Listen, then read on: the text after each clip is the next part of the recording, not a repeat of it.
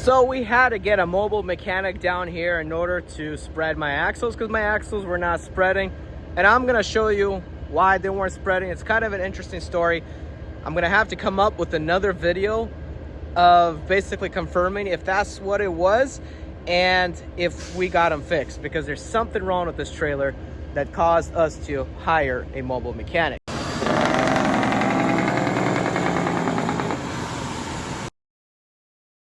So I'm picking up in Madison, Illinois at this warehouse way over there, which I was already there, but I had to pull out here because of the axle issue that I currently have. And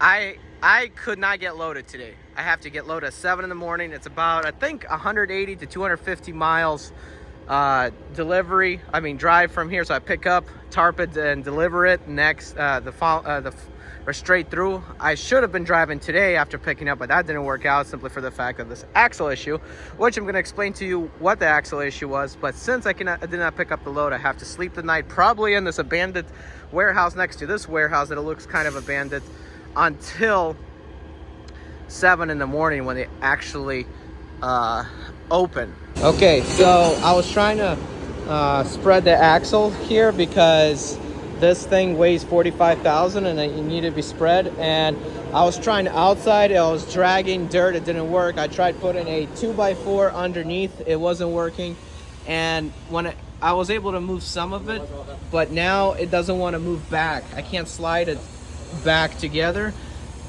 and I can't lock the pins, so it's in the unlock stage right now. I have no idea why it's doing that. And both of these axles are locked. They do not have any axle free. It just doesn't want to move at all. Because when you set this up, it's supposed to lock one axle and unlock the other, or vice versa, and it's not doing that. I have tried setting up, pushing the valves, and I have tried releasing the trailer brakes and leaving the trailer brakes locked, and nothing is working at all. Как эта система работает? Когда нажимаешь на обои, пинзы, она пинзы убирает и поднимает трейлер, и потом один аксель должен быть затормозный, а один другой аксель должен быть свободный. И она это вообще не делает сейчас. Обои затормозные, они не хотят отпускаться. That's right. Did you see those videos? Sorry, one of them was in Russian a little bit. I had to explain to my company what was going on with the axles. And it's not exactly what I thought it was going on with the axles. First of all, down there, the ground is soft from the rain. And when I tried to slide my axle from tandem to spread, basically, even when I put my dunnage there, one of these pieces of dunnage underneath my axle, what ended up happening was I was starting to grade them a new road. I ended up grading them a new road. Basically, the dunnage locked onto the rear axle, and the rear axle started pulling along the gravel and grading it like a grader, and that didn't work. And then you saw my video where I was actually in the shop. Now, when I was in the shop, it still wouldn't move even on bare paint, on bare concrete, which is solid, hard support, ground support. They ended up putting my load on the trailer to give us some weight to see if it can move. It still did not move. But what ended up happening, if you look in the videos and pictures, the pins kind of like they were unlocked, so the axle moved by maybe an inch or two, and now the pins are offline and you cannot lock them anymore. Now, since I could not lock the pins anymore, I also couldn't move my axle back to 100% tandem. Now, at this point, I'm still tandem with moved off by an inch, trying to go into spread position, but I ended up still being in the tandem position on my trailer. So what ended up happening, I'm still in the tandem position, but I'm not fully in 100% in the brackets where the pins go in. And that being said, I try to move them back into the position of the tandem position within the brackets in order for the pins to go back in, so that I could take off on the freeway, and when I hit the brakes, the rear axle doesn't blow out and go to the other side from underneath the trailer, because that can happen if you don't set your pins and hit the brakes. Your rear axle can actually just break off and come off the whole entire trailer. But I couldn't even do that, so I ended up releasing all my brakes, which this trailer can kind of drive with the axles not being locked and brakes being released. So I drove down here, parked down here, talked to the boss, and we called this roadside service. So I'm going to show you what we ended up doing. So this is what the underneath of the trailer looks like. As you can see, the pins are all locked in position. As you can see, there's black wear marks up here. It's just not sliding correctly. And at first we thought maybe the axles are messing up, not letting it slide. No, everything works how it should be. It's not sliding correctly. So basically, what we ended up doing is we put lube everywhere. We lubed the whole line down here. The mechanic lubed the whole line. Now, in order to do that, he had to lift the trailer. Now, keep in mind, the trailer was in a tandem position, so you can't lube the part where it's catching on. So he had to jack up the trailer from the rear for where the pads sit. There'd be some space to put the lube in. Once he put the lube in, we're able to break free the axle to move it in the back position. We moved it back and forth a couple times. It worked with no issues. And the mechanic did confirm that the sliding pads are 100% worn. And mind you, this is a 2026 trailer. So either this trailer sat a while at the factory, or the material is very bad and it didn't slide, because normally you do not need to lube it. Now, what will I be doing? I'll be lubricating that rail for sliding pads constantly in order to keep lubrication. But for now, until I get back home, which will be next week, my company told me we won't run you to Florida, Connecticut, or California for the time being. So you'll have to end up running spread axle until you get back home to fix the issue, because we don't want you back to tandem and not be able to pick up a heavy load, because you can always throw a heavier load in the rear.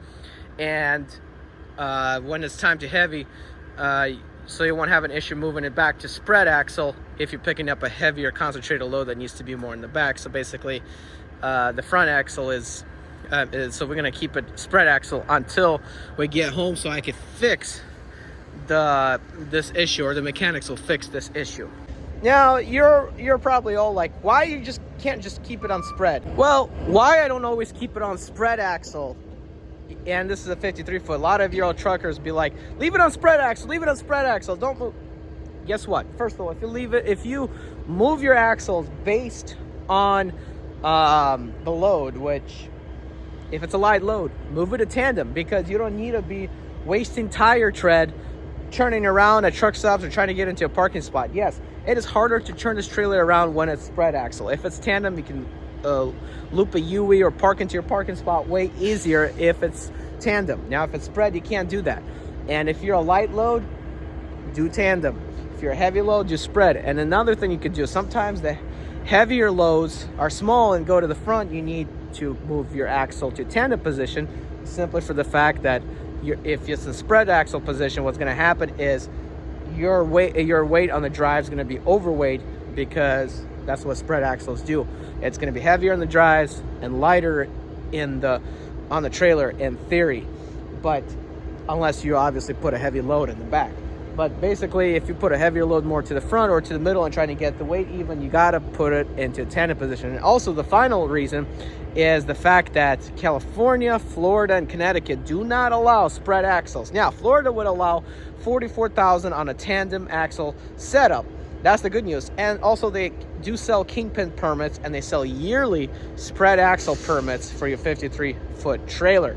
But my company doesn't have that. So anytime I run into Florida, California, or Connecticut, I do have to go into a tandem position setup on my trailer. So it's roughly a little bit after 7 a.m. More closer to 8 a.m., but I got here pretty much 7 a.m. This is the diesel engine I'm picking up that goes into one of them locomotives up there. But anyway, it's a V8 diesel engine by the looks of it. But anyway, gotta put blankets in it, tarp it, and chain it down. So hopefully it won't take up too much time, because I gotta do all that. Probably gonna chain it down first and then go ahead and tarp it, and hopefully tarping does not take a long time either.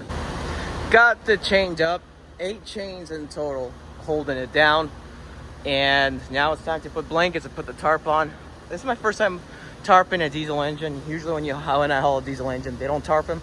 So if you ever had experience tarping one of these, let me know. But it should be pretty straightforward, other than the fact that it might rip up my tarp some more, but that's okay. But basically, I've never tarped an engine. I've only been able to just chain and go. This is a first for me. So got the blankets on top. Now here's the funny part. Here is the funny part, folks.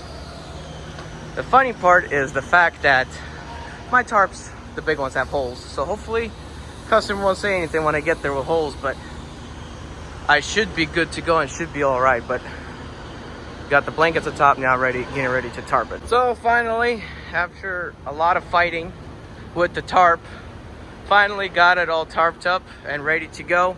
Hopefully all this bungee work does not do anything and like make the tarp come off, because I really made sure it was going to be secure from the front and back. So hopefully we're going to be good to go on that part over there.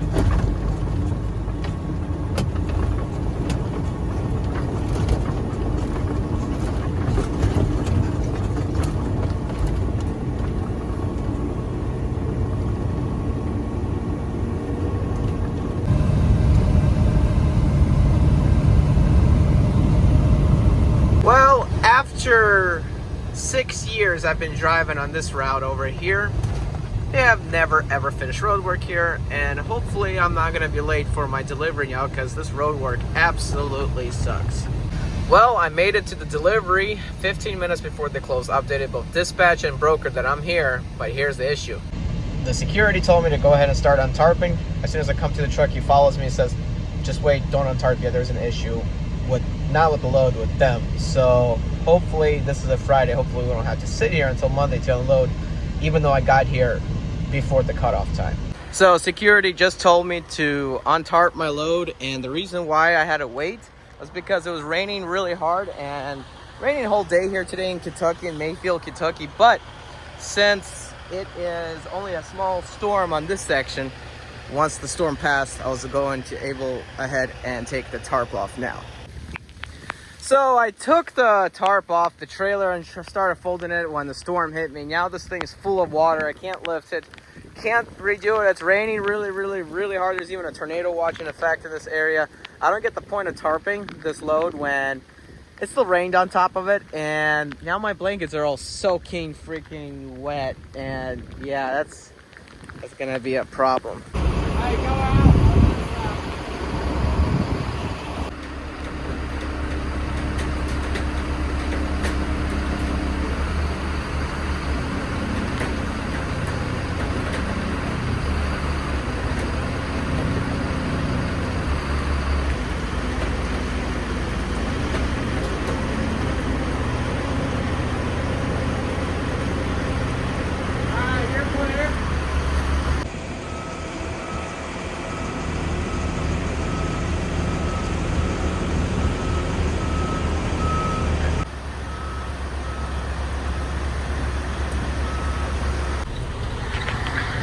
So very, very rainy in this part of Kentucky.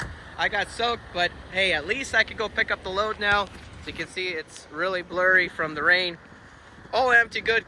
Cannot slide my axles. I probably can, but we're gonna keep them set at spread because the next load I'm picking up is heavy. And the fact that we gotta fix the sliding mechanism down there. Either put lube or change the slider pads before we hit the road again. So that's gonna be done whenever I get home the next time. Other than that, everything is put away, but it's raining, all soaked, and good to hit the road. Not canceled. Guys, I'm Eddie B. 2004 turn right.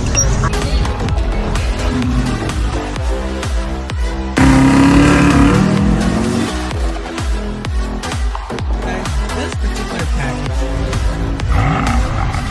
Driving a temp in the 6 Series.